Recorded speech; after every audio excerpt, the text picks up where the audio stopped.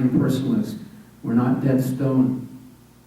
We're spirit, soul, and conscious and desiring, thinking, feeling, and willing. So how to adjust our desire from material to spiritual? By putting Krishna in center. He's the cause of all causes. He's our protector. He's our maintainer. He's doing that. He's doing that for the atheist. He's doing that for the ant. So why should we worry? So our spiritual master taught us another motto: simple living and higher thinking. Make our living as simple as possible. How small a house I can live in. You know, how I can use less material, really speaking. Then I have to work less, then I have time for higher thinking. Chanting Hare Krishna, hearing from Krishna, hearing from Krishna's devotees, hearing Srimad Bhagavatam. So,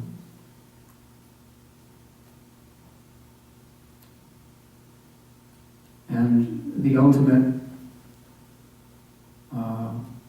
gain from the chanting of Hare Krishna, of the holy name, is as the heart becomes completely pure and we realize the spiritual desire that by the grace of the internal energy, Hare, Mother Hara, Radha, is Radha and Krishna. She is the goddess of devotion. She can give us that highest treasure, which is prema, love for Krishna. And Krishna says in the Gita, Bhaktya mam abhijanati yavanyashashmi tatpata tato mam tatpato gyatva vishate tadanantara. That only by loving devotion, only by love, by real prema, can I be known as I am, standing right before you. He's there right in our heart. But we're not qualified to see because we don't love. So we know if we have intimate relation, loving relation with someone, they naturally reveal themselves to us. They let us understand them. So God is the perfect person. So He will perfectly do that, guaranteed, if we develop love for Him. So this Maha Mantra, or Chaitanya said, Maha Mantra, the great mantra for deliverance in this age of Kali. And He is Krishna. We need to research about who is this Chaitanya Mahaprabhu. Shri Krishna Chaitanya Radha Krishna Nahayanya. That divine couple, Radha and Krishna, combined into one transcendental body, personality, and appeared just 500 years ago in West Bengal, India, and started a great revival of the Vaishnava tradition. And he took the role as a teacher, as a great saint, as Bhakta Rupa. And he took teaching on the basis of Bhagavad Gita and Srimad Bhagavatam, Bhagavad Purana, the last great work of Srila Vyasadeva. And then, yes, and he showed, he would set the example, always chanting the holy name. He would have towns and villages, thousands and thousands of people, chanting, singing the names of the Lord with tears of ecstasy coming from their eyes, totally transforming persons. And then, after this would finish, people would go back, they'd come from all over, they'd go back to their village, and they'd be so transformed, they would teach their whole village, and that whole village would become ecstatic in love for Krishna. It's a very wonderful story.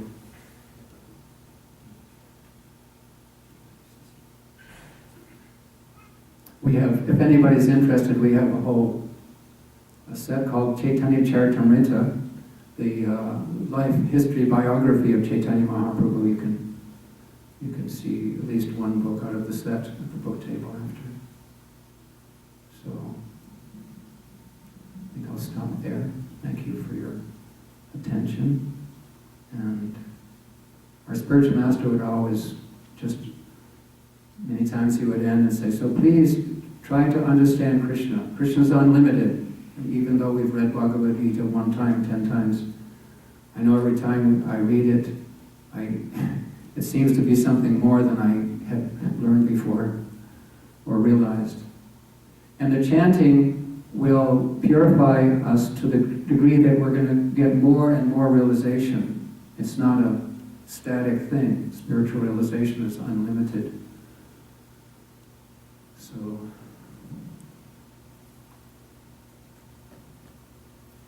anyway, thank you so much. Hare Krishna. Danakeli will speak now. It was something about I think the program today had a title to it, so she's going to address that.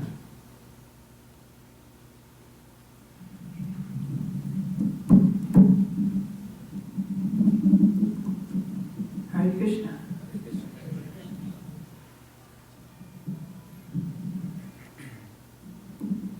A couple of weeks ago, I'm sure you were all here.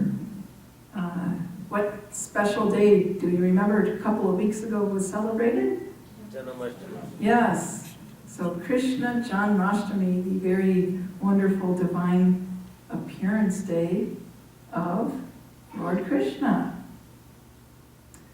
So there's a famous verse in the Bhagavad Gita. Has everyone here read Bhagavad Gita? Almost everybody. So in the Bhagavad Gita, there's a very famous verse in which Krishna describes why he comes. Because people ask that question a lot. Well, there's two categories. Some people say that God never comes to this planet. Some people say this is a God-forsaken world. That somehow or other we have been put here and God has abandoned us. So it's a God-forsaken world. Others, they understand that the Lord appears periodically in this world, but they don't understand why. So in the Bhagavad Gita, Krishna himself explains why he comes to this world.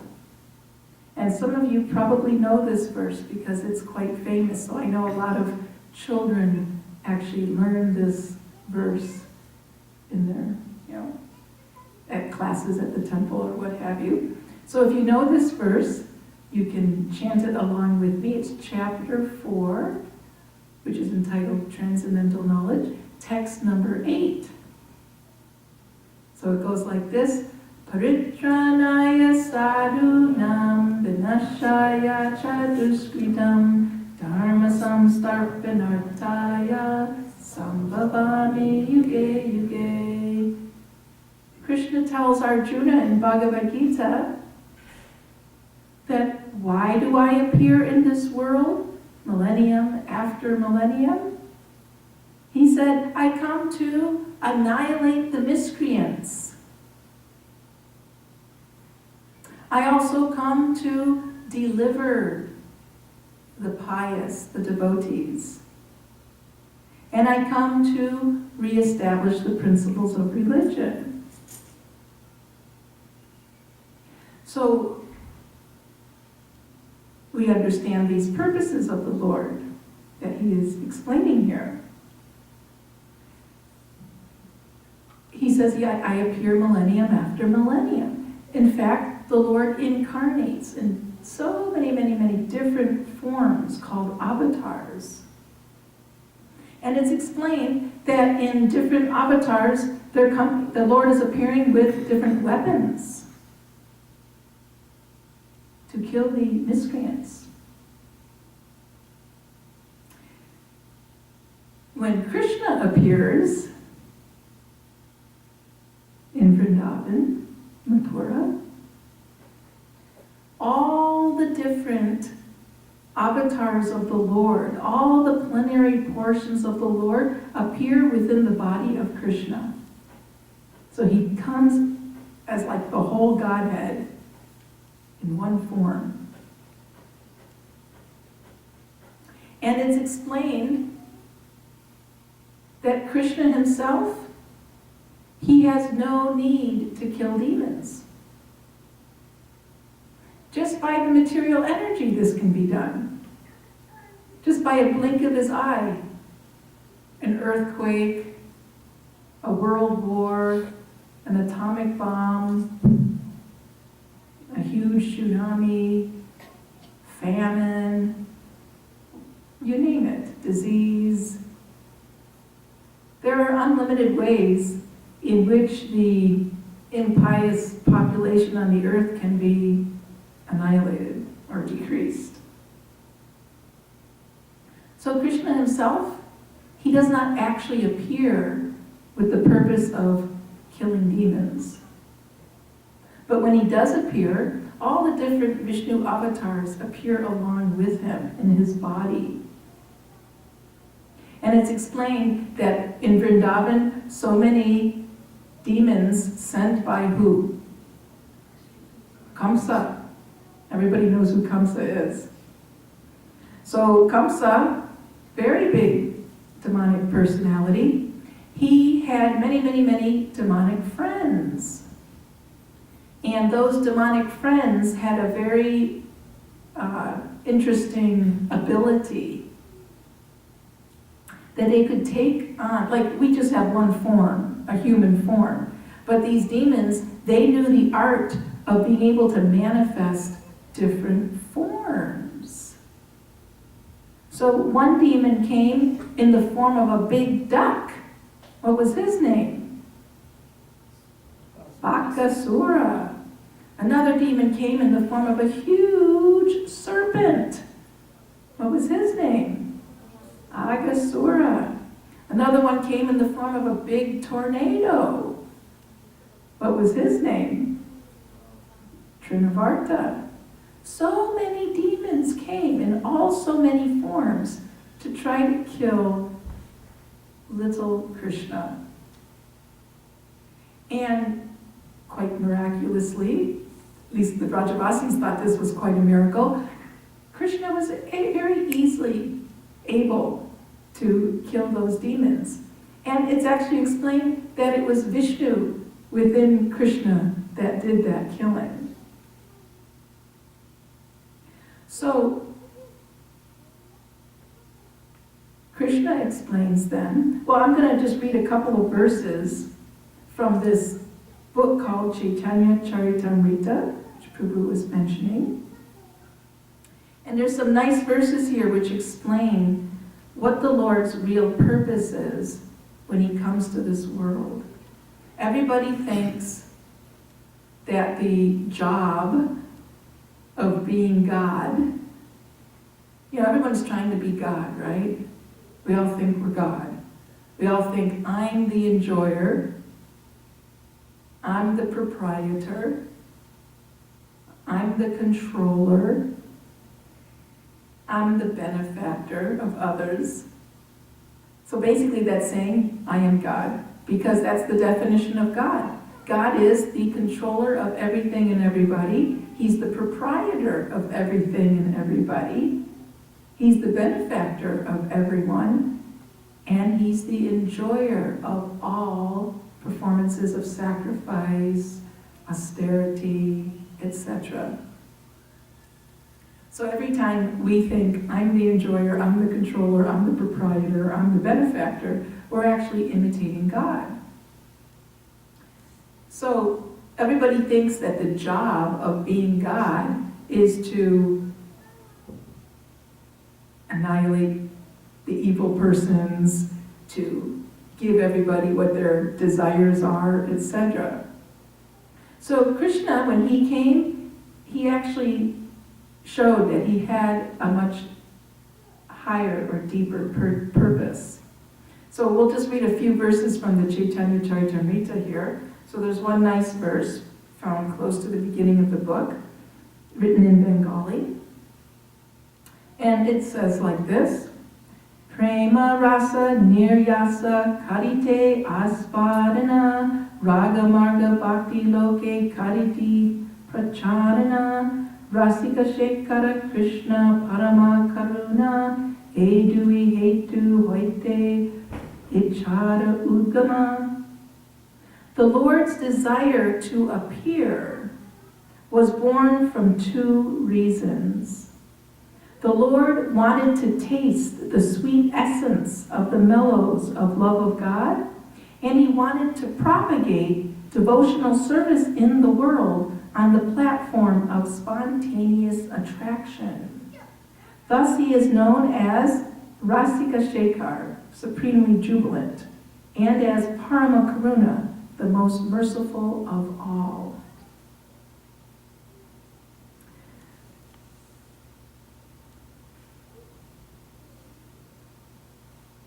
I'll just read a couple more verses.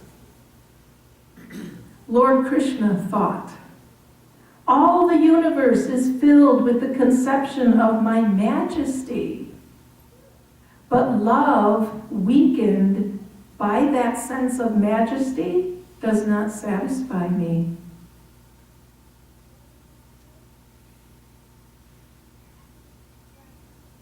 If one regards me as the Supreme Lord and himself as a subordinate, I do not become subservient to his love, nor can it control me.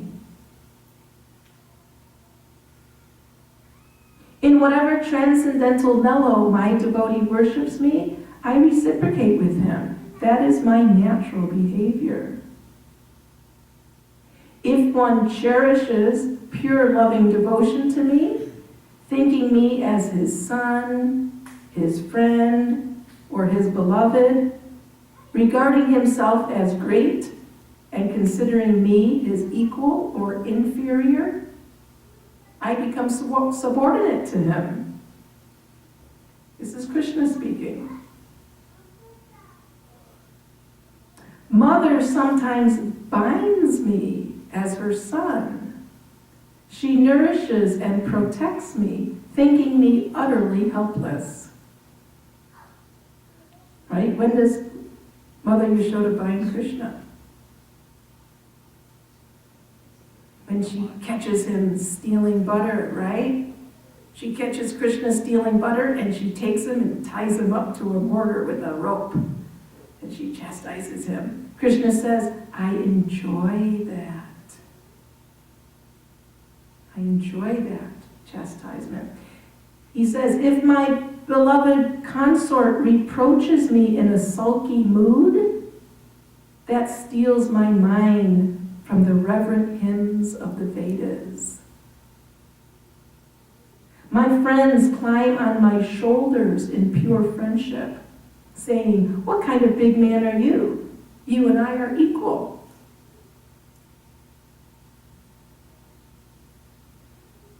Taking these pure devotees with me, his mother, his friends, his lovers, I shall descend to earth and sport in various wonderful ways, unknown even in Vaikuntha.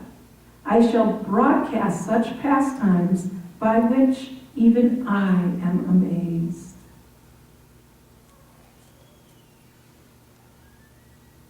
So what did Krishna reveal here?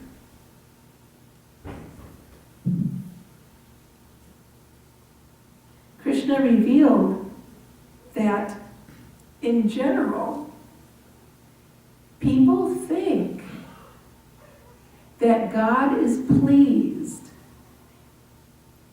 when we go to the temple, the church, the mosque, the synagogue, or at home, and we worship him with great pomp and majesty and awe and reverence, right?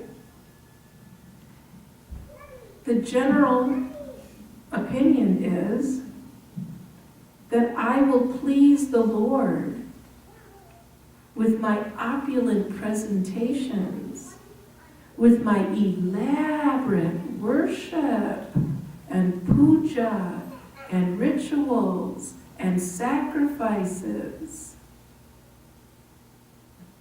That I will please the Lord with my very erudite chanting of very complicated and long Sanskrit verses,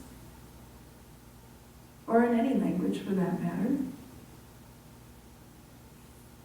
But here Krishna says, that's not what pleases me. Why? That's one level of pleasing him, but he said that's not actually pleasing to me. So, first of all, how many of us would actually like to please the Lord? Wouldn't that be nice? Just like if you have a job, you want to please your boss. If you displease your boss, you might lose your job.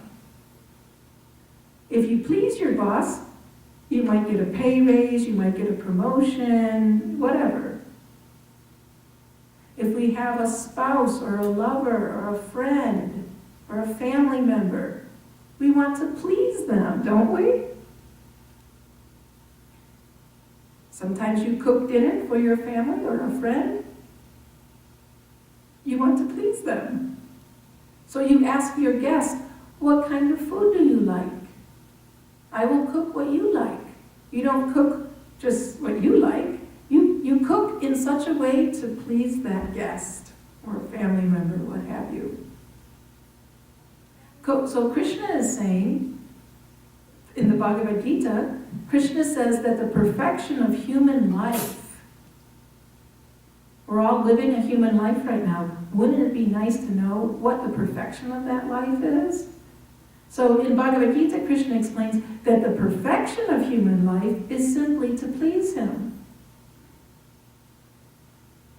So it behooves us to learn what pleases Krishna. For example, he says, Patram pushpam palam toyam yomi bhakya prayachati. He says, you can offer me very, very simple things like water, a leaf, a fruit, a flower. Any poor man can get these things. He said, you can offer me the most simple things, but offer it with bhakti or love. Because it's the love that we want to give to Krishna. It's the love that he wants to receive. Just like when you cook for somebody, you might cook a very elaborate meal, very expertly cooked, nicely spiced, everything's perfect, but you didn't do it with love. The person who eats that food, they can tell it wasn't made and served with love, just like thrown on the plate, But you might cook very simple preparation. Maybe it wasn't even perfect, a little undercooked, a little overcooked, not salted properly, whatever. But if it's made with love and served with love, the person receives it with great joy. It's perceptible. That's why when you go to a restaurant, it's never satisfying. Like when you eat the home-cooked meal that mother makes. Because the restaurant is not cooking with love. They're cooking with dollar signs in their eyeballs. Similarly, we're just paltry little human beings. When we receive a gift from somebody, or some food from somebody, or some service from somebody, what we really want is the love that's coming with that item. Why are we like that? It doesn't matter if you travel to China, Africa, India, North America, South America, the North Pole, the South Pole, East, West, doesn't matter where you go. It is universal human nature to want love. It is universal human nature that when they receive a gift or food or service from somebody, that it's actually the love that's there that they're looking for. And that's why this world is not satisfying us, because now everything has become mechanical and based on the dollar. I'll fix your car for you. Oh, you got a flat tire on the road? Sure, I'll fix it for you. Give me $50. Oh, you're hungry?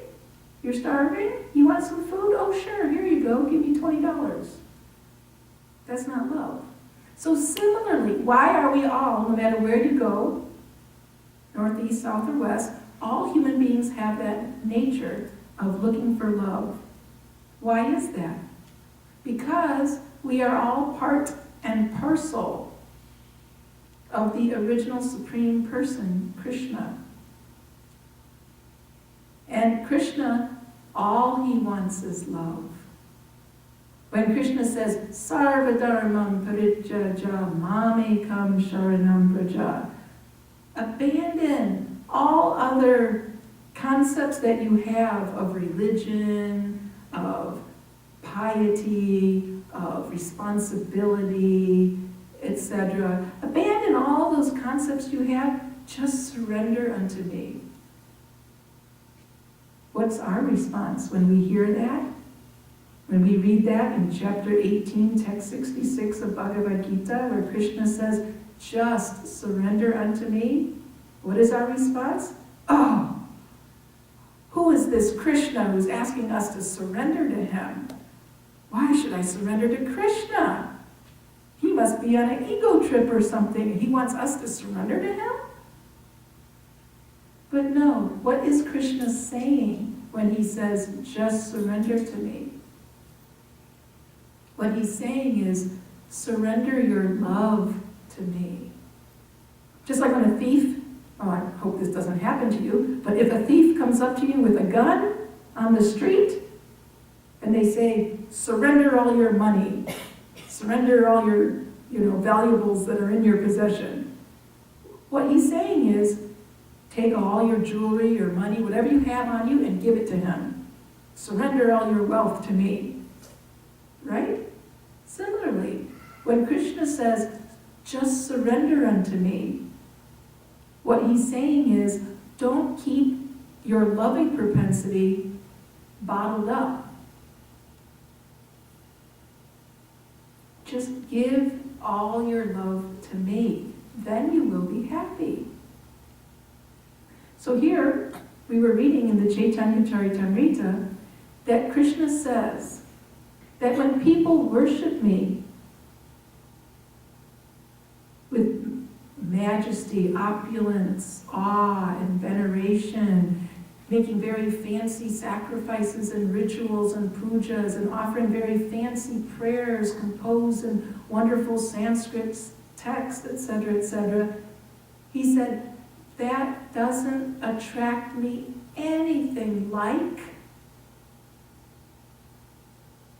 the chastisement of my devotee.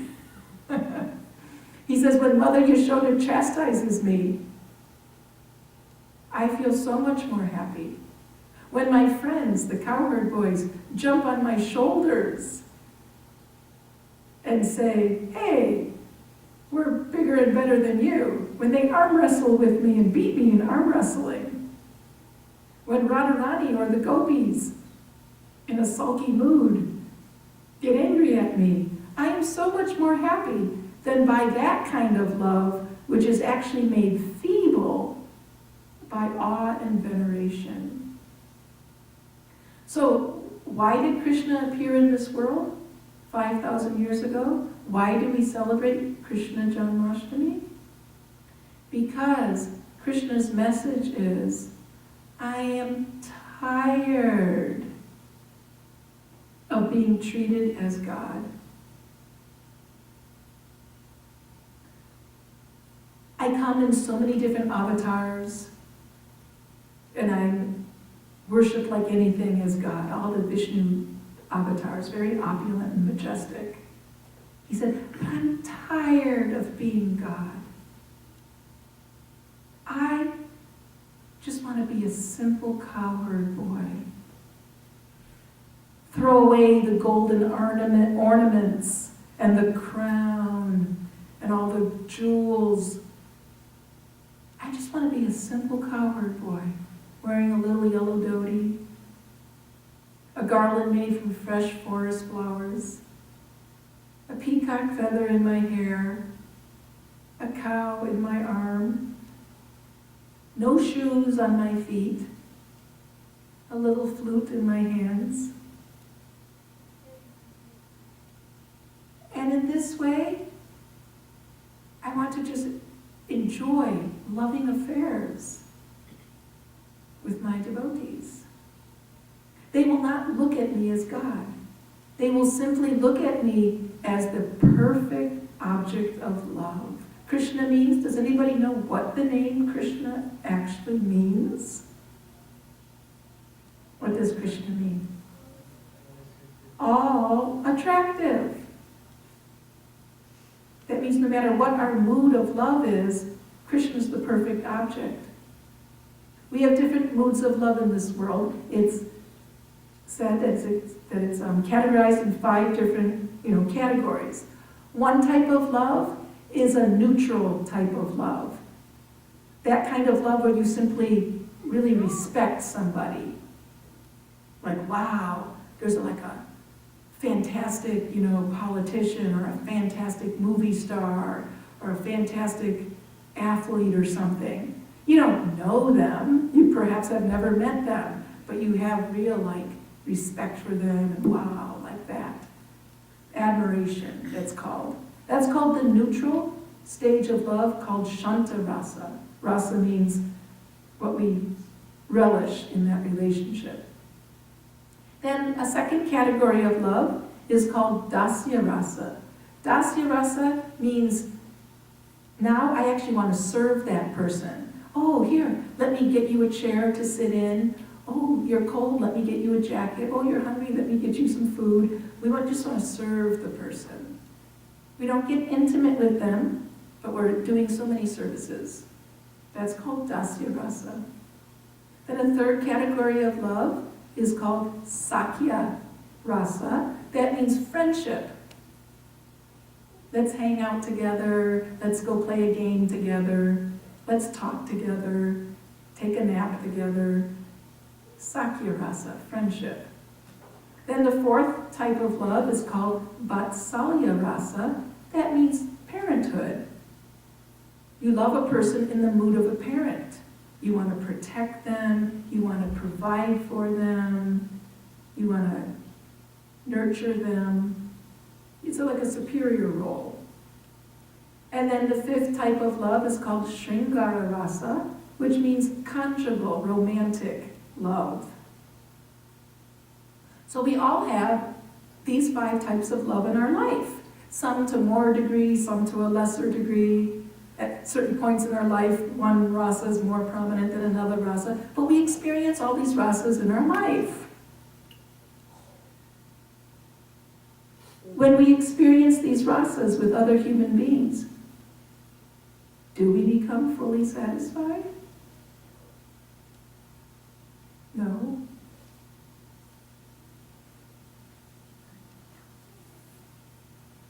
We don't become fully satisfied. And why is that? Because no human being, no living entity in this world, can be a perfect recipient of love. We're very limited. Somebody tries to love us, we can only accept so much love. And then we try to give love to somebody, we can only give so much love. It's very imperfect, it's very limited, and it's also very conditional. However, the living entity can be fully satisfied in love when they learn the art of reposing their loving propensity into that perfect reservoir and recipient of love, Krishna. That's why Krishna means all attractive. No matter what kind of love we want to express, Krishna attracts that love. So Krishna, why did he come 5,000 years ago to Vrajabhumi in India? He came because he wanted to demonstrate to the people of the world how, by loving Krishna, everyone can find full satisfaction and full happiness. He came to demonstrate his very attractive, marvelous, amazing, loving exchanges with his dearmost devotees. So when he appeared, he came with his devotees. Yashoda Mata came Nanda Baba came. Radharani and the gopis came. Balaram, his brother, came. Subala, Sridharma, and so many of his cowherd friends came. His cows came. His peacocks came. The Yamuna River came. Govardhan Hill came. Krishna came and put on a show. Here we're sitting on a very plain stage with just black curtains. But when Krishna came, he brought his whole entourage, the whole backdrops and scenery. He brought his whole Vrindavan Dham, from Goloka Vrindavan right here to planet Earth. And the purpose was to advertise the amazing bliss and beauty of Krishna's Leela in Vrindavan. And why did he want to do that? To attract our attention to that prospect. Just like when you go job hunting, you look in the newspaper or on the internet or whatever, and you look at what are all the different jobs that are available. I could get that position over in Omaha. Or look at that, I could get that position over in New York City. Or maybe I could go over to Kuwait and get a position there. And you look at all the different options. And which one do you choose? The one that's most attractive. What if all the options that are being given you don't appeal to you? None of the options look very good. So what do? Well, you just pick the best one out of the bunch. It's not that great, but hey, it's better than those other 10, so I'll pick this one. So if you're not given a bigger and better option, then you'll just pick whatever's the best one out of the bunch, even though it's not so fancy. So that's what we're doing here. We're living in the material world because we're not aware of a better option. How many times have we taken birth in the material world? Can anybody count? Millions and billions and trillions of lifetimes we've been here in all different species of life, in all different positions. And why do we keep doing it again? Born again. The Christians are very fond of saying, I'm born again. Well, guess what? We're born again and again and again and again and yet again. Simply because the consciousness at the time of death propels us to our next birth. Whatever conception of life we have at the time of death, and generally that conception of life is a product of the conception that I've been carrying throughout my life. It's a product of that. So my conception of life at the time of death propels me to my next destination. But because this is the only concept of life that we have, just the humdrum, black and white material world where we just do the same thing over and over and over again. Been there, done that, but I'll do it again. Because this is the only conception of life that we have, we keep taking birth here. So Krishna, out of his great compassion, he sees us in the material world and he says, well, why don't you come to my abode? I have like a way better option for you. You don't have to just keep choosing out of the same, few million choices that you have there in the material world. I have something much better to offer. So he comes and he displays his Vrindavan pastimes. And what are those Vrindavan pastimes? It's Krishna at home. Krishna is having his loving affairs in his home called Vrindavan. There, he sports with his cowherd boyfriends and his cows. He has loving affairs with the gopis. He has wonderful exchanges with his parents, Nanda and Yashoda, etc. And by this beautiful display of his all-attractive pastimes, he's inviting us to turn our attention and pay attention to those pastimes and become attracted to them and desire to join his pastimes. All we have to do, the only price we have to pay, you might say, well, how could I possibly enter Krishna's abode and engage in all those eternally blissful, loving affairs with him? There's only one requirement to join Krishna's pastimes, and that is to have the very sincere attraction to them and the desire to be a part of it. It's very simple. Just like, has anybody here ever been to Hawaii? Nobody's ever been to Hawaii, neither have I.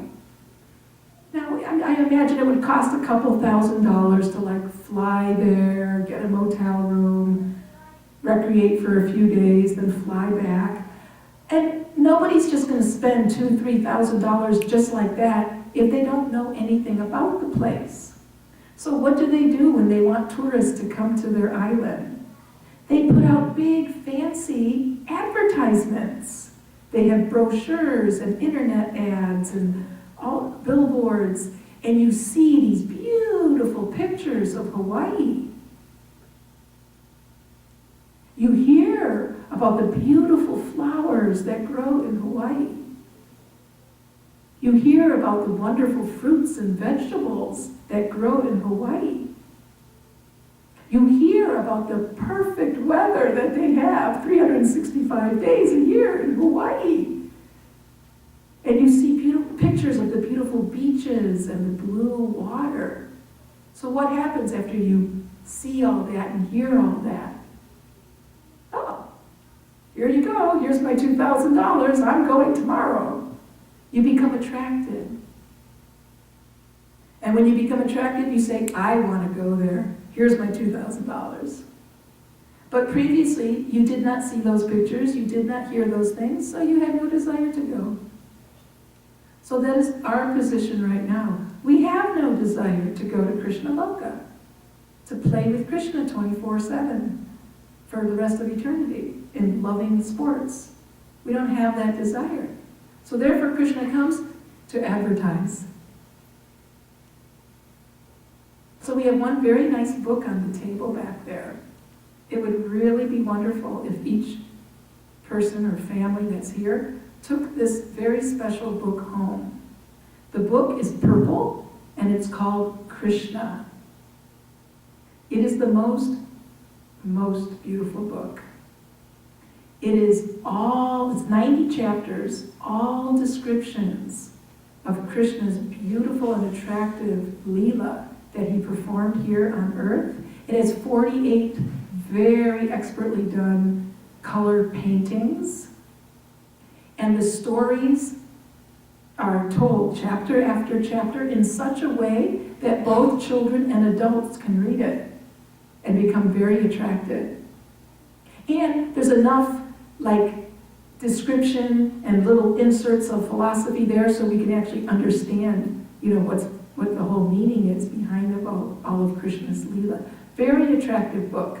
Our spiritual master, His Divine Grace, A.C. Bhaktivedanta Swami Prabhupada, was convinced that if anybody read this Krishna book, they would fall in love with Krishna. And when we fall in love with Krishna, then our loving propensity becomes fully satisfied. So this is the invitation that Krishna is giving. He says, I'm tired of just being worshipped as God. God is just like many of you here have a job in an office, right? You might have some position. Maybe you're the manager of an office, right? But is that your identity? If I just treat you, oh, you're the manager of such and such company. Or maybe you're the CEO, of some big corporation. And I'm always treating you like that. Does that make you ultimately happy? No. Srila Prabhupada gave an example of a high court judge. High court judge, Supreme Court judge, very big position. When he goes to his place of work, the courthouse and what have you, nobody calls him by his name. Did you know that? It's considered rude, against the rules of etiquette, to call the judge by his name. What do you call him? Your Honor. Yes.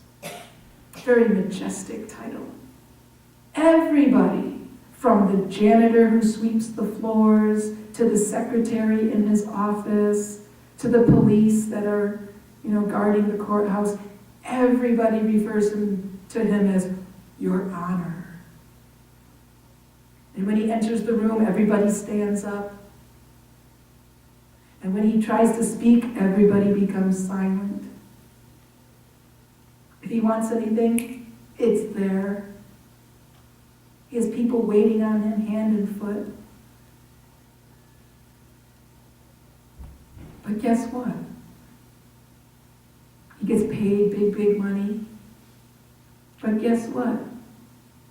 At the end of the day, he takes off that fancy dress. He goes home. He puts on a t-shirt and a pair of shorts. And his 5-year-old son jumps on his back and says, "Daddy, get down on the ground and play horsey, and I'm going to ride you." And that little boy gets on the back of the big judge and plays horsey. And his wife chastises him. "Hey, when you came home, you left your dirty socks in the hallway. Pick up your dirty socks. And come on, you're late for dinner. Sit down and eat dinner." Guess which life he enjoys more? Does he derive his true happiness at the courthouse, where all day long he's served hand and foot, and everybody's Your Honor, Your Honor, Your Honor, Your Honor, Your Honor? Or does he derive more happiness and satisfaction when he's at home, and the kid is jumping on his back playing horsey, and his wife is saying, "Come on, you're late for dinner"? Which one does he enjoy more? How many people here vote for the courthouse? Okay, how many people here vote for when he's back at home? We are all like that. I might be a big doctor, computer engineer, whatever it is. But when I'm at home, that's when I'm truly happy. When people just treat me without majesty.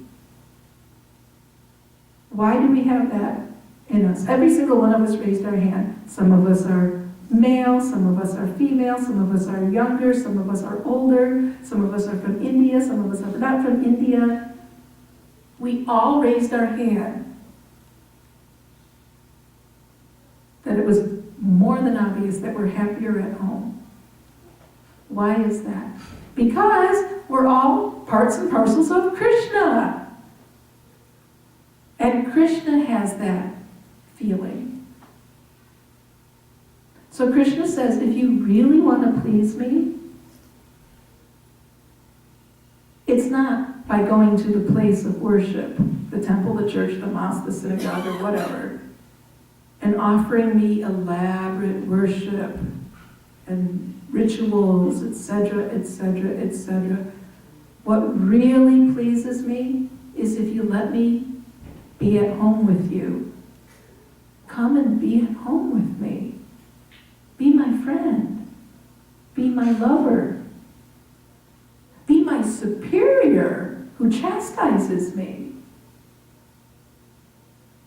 There's a big class of transcendentalists, spiritualists, called impersonalists. They have a monistic or Advaitin philosophy. And their goal is to become one with God. Right? You've heard this? People want to merge with God. But guess what? Krishna says there's something way better than that. Instead of trying to become one with God, become better than God.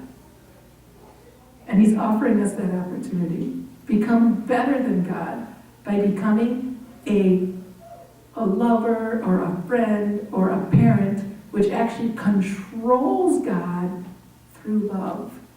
Because love is what controls us. The big boss, the judge at the courthouse, nobody can control him. The lawyers can't control him. The police cannot control him. Nobody controls the Supreme Court judge. But when he goes home, the love of his 5-year-old son completely controls him. And he gets down on his hands and knees and plays horsey. The love of his wife can get him to go into the hallway and pick up the dirty socks, take out the garbage, cut the lawn, wash the pots after dinner. Nobody at the courthouse can get him to wash a spoon. So Krishna says, don't try to become one with God. Become better than God. I want to be controlled by your love. I want to be controlled by your love. That's where the true happiness comes. So this is the gift of Krishna Janmashtami.